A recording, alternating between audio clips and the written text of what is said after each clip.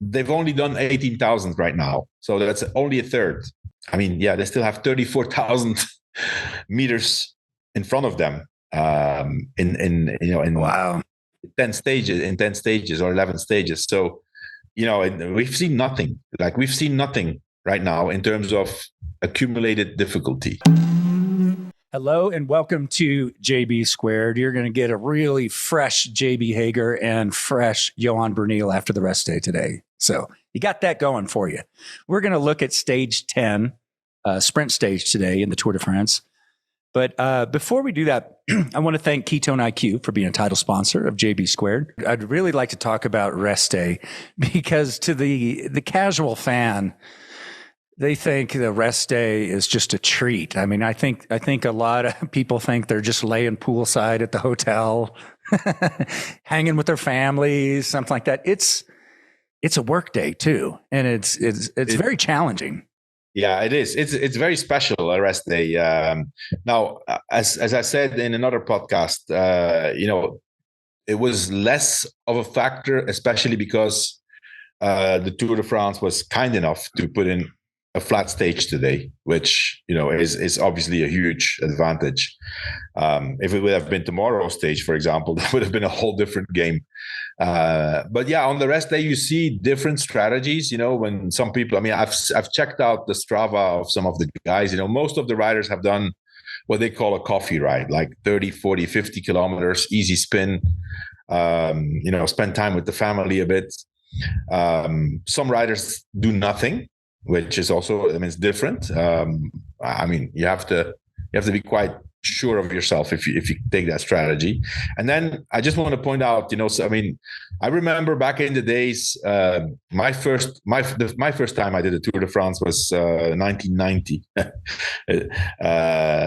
No experience in the Tour, no experience with rest days, and but then what do you do? I mean, there was no scientific studies or anything, yeah, right? So you basically listen to the older guys, right, who have done several tours, and our leader. Who was it who was advising you that year?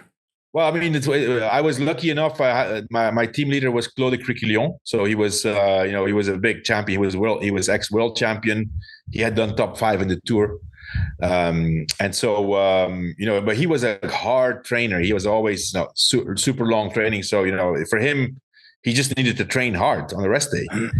I remember the first year I said, well, I mean, I'm kind of fucked already. I'm not going 3 hours on the bike with you.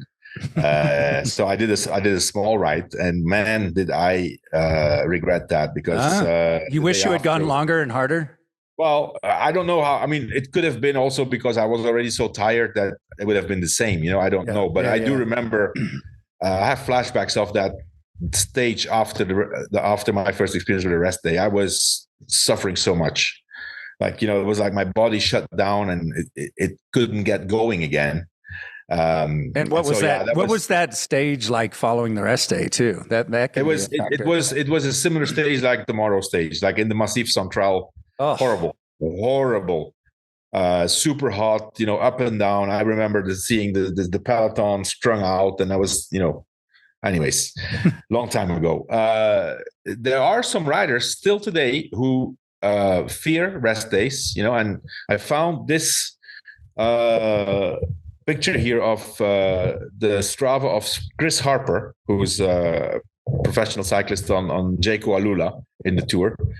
He did 136 kilometers yesterday on the rest day, more over 4-hour ride. So obviously, this is a guy who fears the rest day, who thinks that his body needs to keep going. He's kind of that type of rider, a diesel, who just grinds away. And I was shocked to see. I mean, that's a long time on the bike if you have a rest day, and especially if you have a flat stage like today, because we could clearly see that today was not a difficult stage on paper, but also during the stage, they kind of took it relatively easy, the riders. And but anyway, different approaches for the rest day, and everybody knows what they have to do. But it's interesting to see that, some riders do this, and then some riders do these very long rides. I'm sure he's not the only one, I'm pretty sure he did the most kilometers. But I would not be surprised to see that some riders did 70, 80 kilometers. Wow. It's just hard to fathom. And then, so after the rest day, today was very much, I don't know what term you would use, but it was a truce among pretty much everybody to cruise in and then let them sprint. It was definitely one of the flattest stages, sprint stage. It would be wasted energy to try to get away anyway. But pace wise, like how did today compare to how fast they're usually going? I know it's hard to compare your stages with flatter. It was an easy stage, less than 1,000 meters. Anything less than 1,000 meters in professional cycling is an easy stage. If you look at the profile, really flat, almost guaranteed bunch sprint. So you could clearly see in the beginning they went easy. There was, at some point they were actually riding 2x2. Just cruising. Then a few riders went away, but I think it was more intended as a joke because there was 3 Belgian riders actually, 2 Lottos and an Intermarché. They went away. Of course nobody reacted, and you could see, and all of a sudden they say, "Hey, what are we doing here?" And then they just waited for the peloton. But still, if you look at the final average speed. For example, Remco Evenepoel's Strava shows that he did 43 kilometers average over 187 kilometers. That's not an easy pace. That's about 27 miles an hour for those of you listening. That's moving along pretty good. But still, you can see that in the peloton for those professional cyclists of nowadays, that's easy. Yeah, they were just cruising really easy. Nobody was suffering. And so you can see also, I've checked some of the profiles of their energy expenditure. It was easy. They didn't have a hard day. It was, whatever was hard was probably more because of the stress now and then in the peloton, because there was a threatening crosswind at some points, but other than that, it was not a difficult stage. Yeah. Plus, everyone's thinking about tomorrow too. I even saw the Strava of Matteo Jorgensen said, they put these, either a title on their stage. Solson and Matteo Jorgensen said, meh. So that shows how easy it was. Well, let's talk about that sprint. It was a win for Jasper Philipsen. You could see and know the frustration that they've had at Alpecin in the first week, in 9 days. I think you even said something's a little off. Yeah. And so if people didn't see the sprint stage, as we mentioned, it was very mellow all day. So we said, when it's time to sprint, that the trains are going to happen. It's going to be exciting. But from 1K out, at least for me, I was like, you could see Van der Poel in there and you could see Philipsen right on his wheel. And I was like, that's your winner right there. I just knew it was just, and it was, he won by a bike length, which doesn't happen much anymore. Yeah. So anyway, give us your thoughts on that. And, what a relief for Alpecin. Yeah, it was a textbook lead out, by the whole team, and then especially his last man, Mathieu van der Poel. It was tailwind, so very fast. So usually when you get your guys up there and you have 2 guys who can really go super, super fast, and they did. They had Robert Hayes first, and then who's a track rider, he can ride tremendously fast. And then, of course, Mathieu van der Poel, who can go faster than anybody. And they had this, there was no other train that could actually come close. Philipsen, I think Philipsen's biggest effort and his most difficult part was actually keeping the wheel of Van der Poel once he started. Because when Van der Poel started, you could see Philipsen was like, oh man, I have to give it all here to keep that wheel. But now this time, he definitely timed it right. For the first time, I think he starts his sprint himself without looking at anybody else. which is what he's good at, right? So because in the other sprints there was something he either didn't have the confidence or was doubting or was looking too much at the other riders. Also, mainly because the sprints were not that fast in the lead out, and he didn't have his lead out guy. So now this time, once he was going, it was like he calculated the distance to the finish perfectly, and nobody was able to come next to him. So that must be an unbelievable relief for him. He was frustrated. I've seen an interview of him before this stage, and you could sense the frustration. Like if you're desperately trying to chase that victory, and especially, he won 4 stages last year, and the green jersey. Yeah, for some reason, you've done all the same work. You have the same team. The team is in great shape, and it doesn't work out.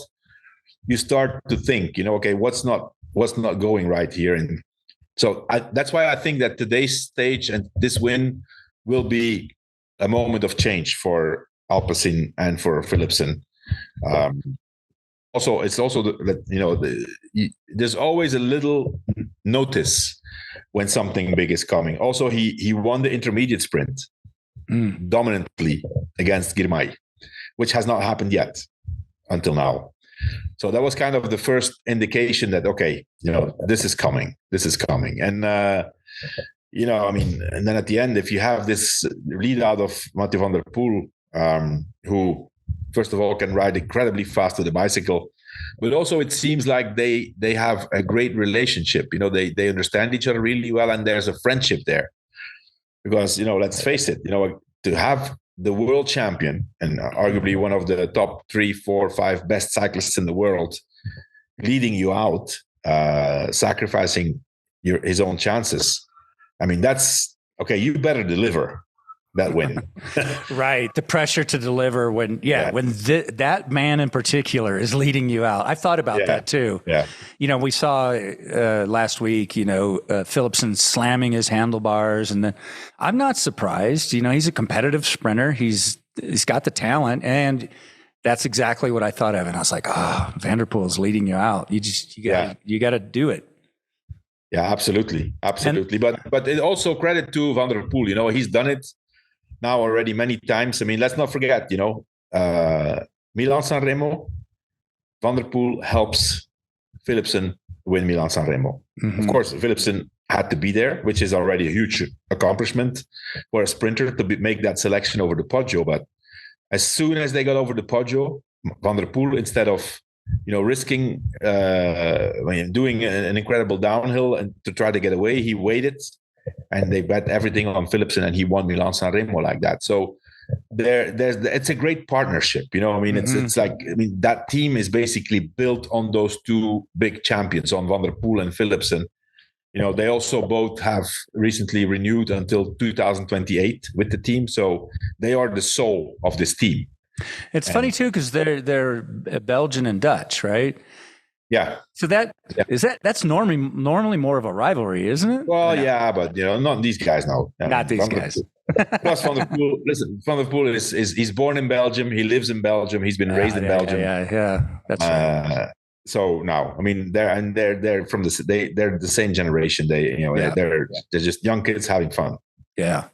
We saw Girmay get second again. He's keeping that points lead up. He's in the hunt all the time. I think we're going to, do you think he can keep green all the way to Nice? I think so. Honestly, I think so, JB. I haven't looked at how what the points are for a win and for second, but he has a big lead. He almost had 100 points before today. Today, that's obviously with Philipsen's win, both in the intermediate sprint and at the finish, that gap decreases a little bit, but it's going to be very difficult for anybody, for Philipsen to close that gap, because even if Girmay doesn't win, he gets second or third. Right. So, and he's right there at the intermediates too. In my opinion, the only chance for Philipsen to get closer and potentially getting green is if there's one stage where there's a sprint and he wins, and Girmay for some reason gets boxed in and scores no points. let's not forget, the gap is actually really big because on that particular stage, Philipsen got disqualified. I know. I was thinking about that. If it comes down to had that relegation not happen and the points deduction, that's a shame. Yeah. It is. But hey, it is what it is. So I think right now Philipsen is just going to focus on trying to win another stage or other stages. I think there's at least 3 more chances, but the chances are, also that from now on, certain stages that we think be a sprint will actually be won by the breakaway because, the peloton's getting tired. Certain teams are losing riders. There's some big teams that need a win also. Yeah. Well, that's always the case, right? I mean, it's always the case. So, the potential chances for sprints will not necessarily be, if we say, okay, there's 4 more, well, there's not going to be 4 more sprints. 2 of them will be breakaways. Yeah, because you identified all those potential sprint stages for us at the beginning. Yeah. And there were quite a few. And let's not forget that Girmay, in the shape he is right now, is able to go in breakaways. Philipsen probably also, but I think Girmay overall is probably in a little bit better shape than Philipsen whenever it's more difficult terrain. Another thing of interest is, he's still so young. How many yellow jerseys Pogacar has accumulated in his career? Yeah. Today is his 29th yellow jersey in his career. Pretty incredible. Yeah. He looks good in yellow. What can you say? And he has it, and he's gonna fight for it until he dies to keep it. So we'll see what happens. But yeah, I think before, 2 days ago they were equal. Jonas Vingegaard and Pogacar, they both had 27. So yesterday was 28 for Pogacar, and today is 29. So that's another battle that's going on. That's an interesting stat. I don't think we've ever talked about most yellow jerseys. Obviously the big storyline is most Tour de France wins. Yeah. But days in yellow. Do you know the record offhand? I don't know the record, but I'm pretty sure it's Eddie Merckx. Yeah. 1 year he's worn yellow from start to finish. So that's 21 already on its own. So. Right. Yeah. I'll do some digging on that, but it's probably Merckx. But I wonder what that number is. If you look, it's 46 yellow jerseys in between 2 riders in the last 4 years. Gosh, that's crazy. And you know what? We touched on it a little bit, and I want to touch on it before we talk about it tomorrow. Today on the Move, it came up. There's a little bit of poking in the media amongst the top GC guys, which we have not seen. So we've got 4 Grand Tour Tour de France wins between Pogacar and Vingegaard, and they've always been buddies. Like we've buddies, not buddies, but extremely respectful towards each other. Yeah, that's probably they congratulate each other. Buddies, you can clearly see that the buddies is, for example, Remco and Tadej are very friendly with each other. When you see them, cooling down, they're always joking with each other, telling little things. Of course, Jonas is not cooling down there because he's at the bus. He has no jersey, so we can't see, right? But it doesn't seem to me like, Jonas is more an introvert.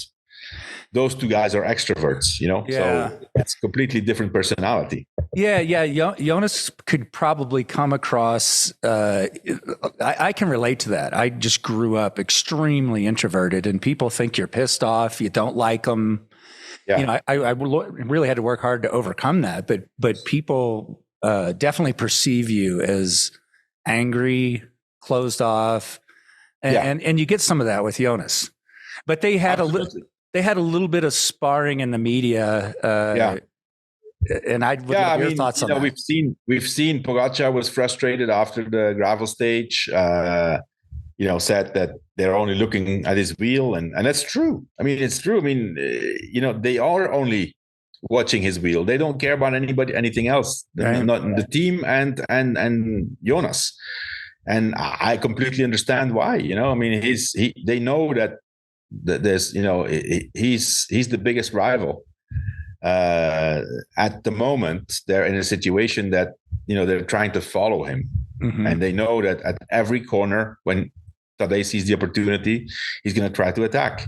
So why would you not try to follow that wheel, and why would you collaborate if you know that the only goal of Tadej Pogacar is to drop Jonas Vingegaard? I mean, it's logical. So I mean, at the same time, as a cyclist, being in that situation, it's extremely frustrating, because that you can't do nothing like there. I mean, I said it in an earlier, like, I think in the second stage, I said, like, Jonas was like a fly on shit. It's still the same. Right. It's still the same fly. It's still the same shit. They're still there. I mean, it's a strategy. I mean, I'm sorry if you don't like it. It's a very solid strategy. Why waste any energy? Just to be, just to show everyone that you can attack. Doesn't matter. Exactly. Yeah. So we had that, so today was voicing his frustration. And then on top of that, you have, like Remco, who's even more vocal and is not shy of making strong statements. And he took it as one level up to saying, you need balls to ride like this. And maybe Jonas didn't have the balls today. So obviously that's quite the statement. Is that what he said? That was the quote? He didn't have the balls today? Yeah, literally. He said it. He said, Tadej and I, we like to race hard and from far away. It takes balls to ride like that, and maybe Jonas didn't have the balls to do that today. Oh! Shots fired! Shots fired! I like what Pidcock is very colorful too, in some of his post race. He is. But I mean, Pidcock is in a different situation now. He's not in the situation that he can make those kind of statements, because he's. I mean, if Pidcock wins a stage, trust me, we're going to get a great statement afterwards. I know. Because he's going to get on his, okay, I'm here, I'm one, and this and that, And speaking of great statements, if you have not been listening to the move, you're missing out. From the last stage and today, Sir Bradley Wiggins has joined the show again. You never know what that man's going to say, and it is so entertaining. It is so damn entertaining. And I did see a lot of YouTube comments after the last show with him. They were like, wait, you had on Sir Bradley Wiggins, and you didn't talk to him or interview him and all. He's going to be on all week. We've got lots of time. Lots of stories are going to come up. So patience. Yeah. Right? We're going to get it's great. It's great to have him. I'm so happy that worked out and that he got over to Colorado, and that he's for the whole week the special guest on the move. I think first of all, he's a Tour de France winner. His achievements on the bike are amazing, but he is so knowledgeable about cycling in detail. I got to experience that 2 years ago when he was on the move, Mallorca, and I found my match. He knew things that I didn't know, but then I also knew a few things that he didn't know. So we kind of equal out. But yeah, I'm it's great to have him on. Yeah, he's brought some a new kind of energy to the team. Yes, that's for sure. We're having a lot of fun. I think we're going to try to go to the rodeo tomorrow night, which ought to be fun. Oh, wow. Okay. With his new cowboy hat. All right. Now let's talk about tomorrow's stage. This is a very important stage. Yeah. And you've got some interesting stats about how much work they've done so far and miles or kilometers they've covered. Share that with us, and then let's go deep on why this stage is so important tomorrow. Yeah, it is a very hard stage. First of all, very long. I mean, considering nowadays distance is 211 kilometers, it's a long stage. Initially, if you look at the profile, you could say, okay, fourth category, third category, then a couple of second categories, one first category climb, but short, 5 kilometers. But then I looked at the total elevation of the stage, and it's 4,350 meters. I mean, this equals a real mountain stage. So there's no real big mountains in that stage, so you can only imagine there's no flat tomorrow. It's up and down, and whatever you see in front of you, it's like this. It's like, oh shit, what, another one and another one, another. And on those roads, I mean, every professional cyclist who has either ridden the Tour de France or who has, raced in that area this is not nice. It's not nice. The roads did you say you were getting a little PTSD just thinking about? Those stages are the worst. I have memories of having suffered like a dog there in that area, and I'm pretty sure everybody has. It's just that part of France, and the speeds are, tomorrow on top of that, there's two potential scenarios. This is an ideal stage for breakaway, a strong breakaway, because at this point, from this point on in the second part of the tour, there's going to be there's 20 or 25 riders who are physically good enough still to be able to go in breakaways and actually stay in the breakaway.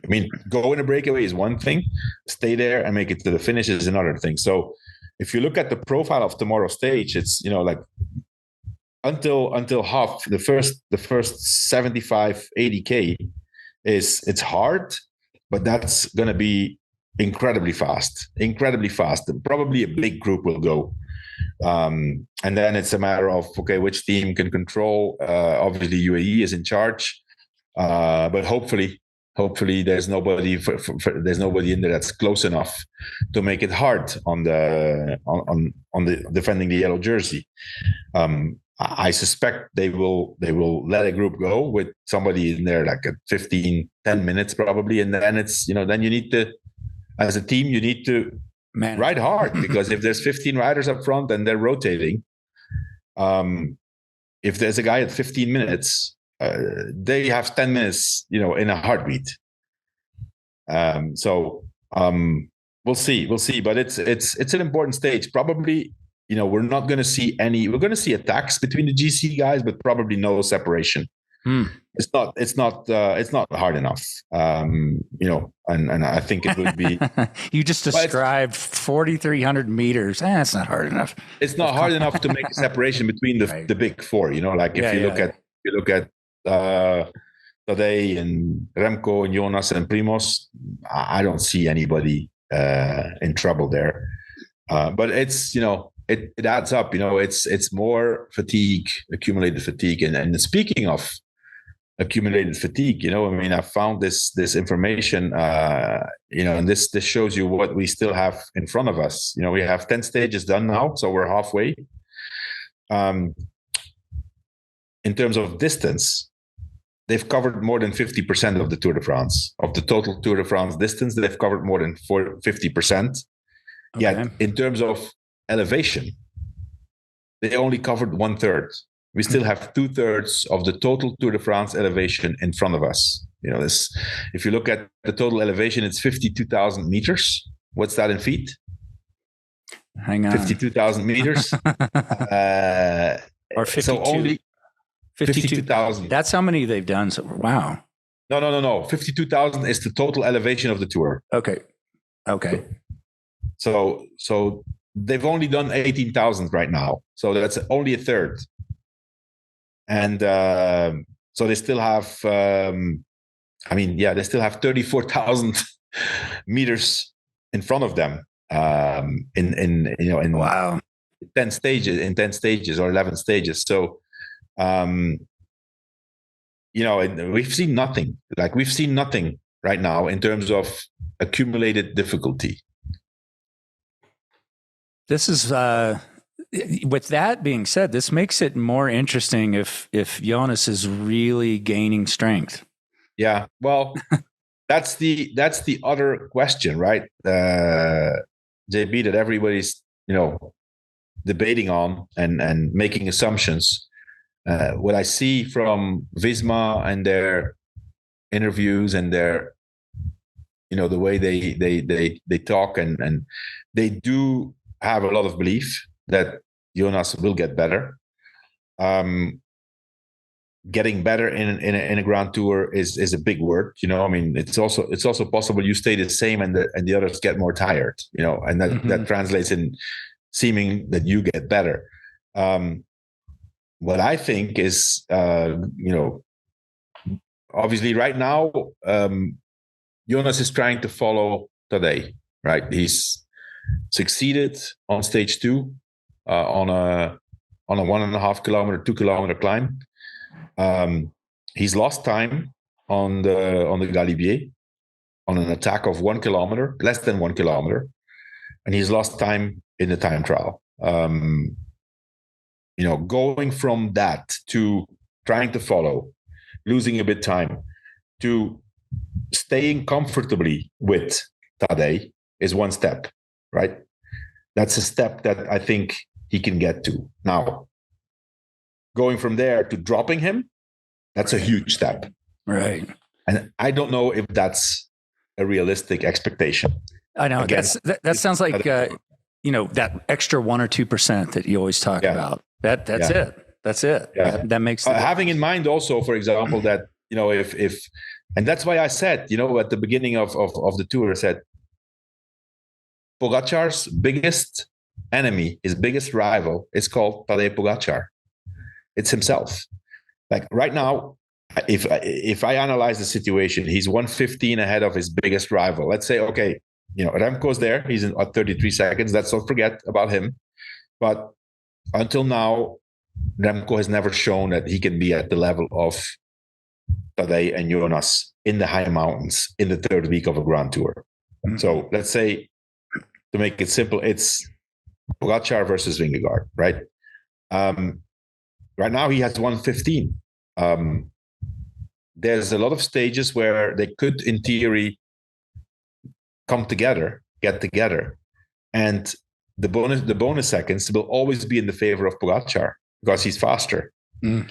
So, it could be that at some point, Pogacar can build up a little difference of another 20 seconds because of bonuses, and then it comes down to the last time trial. So that could be, that would be the ideal scenario for us, actually. That's what everyone's hoping for, that, right? Because everyone thinks about 1986 and all that drama. Hey, why don't you give a sort of your midway evaluation of the top GC guys in their teams and performance? Yeah. Because we found out today that Primoz lost Vlasov.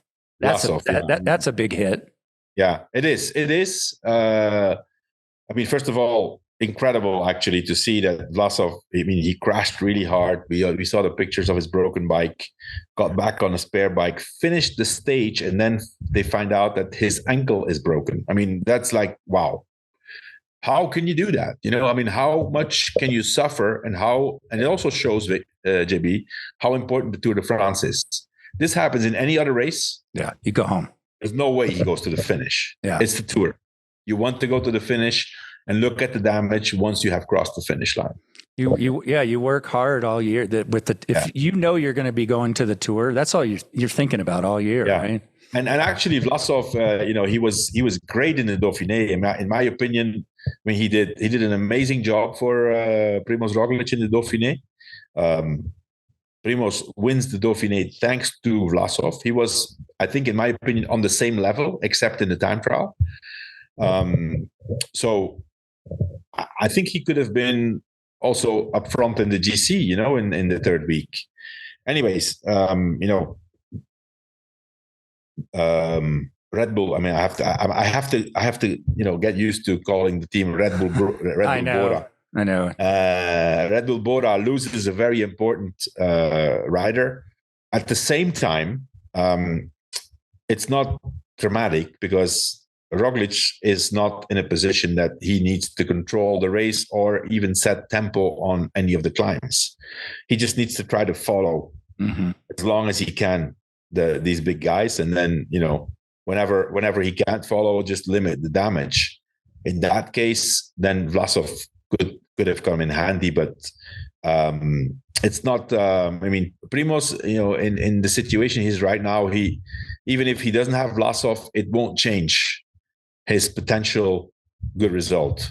in the end, because if he has the legs and he can follow them as long as possible, he will get a good result. So I think, it's obviously, a bummer to lose a guy like that, but things like that happen in the Tour de France. So, and your thoughts on the other top guys, Pogacar, Remco, Jonas? Obviously, Remco is a bit in the same situation as Primoz. He has a good team around him. He has a really good team to keep him safe on the flats, and then he has Mikel Landa and Ilan van Wilder for the mountains. Especially Mikel Landa was really really good on the Galibier. A guy with a lot of experience, both on and off the bike. So very, very good to have him next to Remco. So I'm not really worried there because Remco doesn't need that much horsepower regarding teammates in the mountains. He just needs to try to follow the guys. Mm-hmm. And, in case he's in trouble, then if Mikel Landa is there, well, great. Then we have Pogacar and Jonas, right? UAE and Visma. There, I would say definitely in the mountains, advantage UAE compared to Visma, because we all know that Visma lost a lot of riders in the lead up. Until now, we've seen that the only guy who can be in the top 10 if there's a selection is Matteo Jorgensen. Maybe Wilco Kelderman at some point if he gets better. And we've seen that Wout van Aert is not at the same level as he used to be in the Tour de France. We all know the reason why. But what we have to have in mind is that the weight of the race is on UAE. Tomorrow, for example, the breakaway will go. It's going to be all for UAE, all the work. So they'll be wearing themselves out because they have to take the responsibility of the race. Visma is in another situation. They can sit back. They don't have to chase anything now. So I would say, it's kind of evened out. If you have the yellow jersey, like in the case of Pogacar, that comes with a huge responsibility. And in the last week, you could feel that. Now, they also have a very well-balanced team. They have three guys for the mountains, which is, Adam Yates, third of the Tour de France last year, João Almeida and Juan Ayuso. And then they have four riders. They have Polit, they have Marc Soler, they have Tim Wellens and Sivakov. I mean, four big engines, right? Who can do a big job and control a breakaway. So it's going to be interesting to see. Right now, I mean, it looks like these four, and then we have Carlos Rodriguez, and we have some other guys that are like there, just behind that third, fourth spot, and they may come into the game because a rider like Carlos Rodriguez, especially Carlos Rodriguez, is a guy that usually gets better and is a specialist for the high mountains. So, but it's nice to see that initially we talked about the big four, and the big four are there. Mm-hmm. They're 1, 2, 3, and 4 right now. Can you imagine if a world where Ineos goes home empty-handed from the Tour de France? That's wild. It's possible. It's possible. Yeah. I mean, it's come extremely, extremely competitive, and it's possible. You have to work. I mean, anything you want to accomplish in the Tour, it's really, really super competitive. You have to work hard for it. All right. We do have an email, and we have Ventum Trivia. Anything else from today? I think we covered everything. That's it. Your notes. Okay, good. I just didn't want to leave anything out. But Ventum Trivia. We're giving away a brand new NS1 road bike at the end of the tour. You can enter every single day by going online and submitting your answer. 2 days ago, the question was, in February 2023, Tom Pidcock descended in a mind-blowing fashion down one of Los Angeles' most famous canyons. What was the name of that road? The answer was Tuna Canyon Road. Today's question, and this is very recent, and you could probably just go back through our socials a couple months and find the answer. What fitness competition did Lance recently get first place in his age group? Again, what fitness competition did Lance recently get first place in for his age group? which is pretty wild if you hadn't seen what he did. Like that's why he's so jacked right now. Like, those guys are ripped. And then you bring in Sir Bradley Wiggins. You should see George feels like a skinny toothpick now. he felt pretty buff until Sir Bradley got here. Find the answer and go online today and send it to ventumracing.com/themove. Your answer will get you another submission into that drawing. One more question for you. And we were just talking about UAE. And Christina writes, Ayuso and Almeida of UAE are currently highly ranked in the overall GC.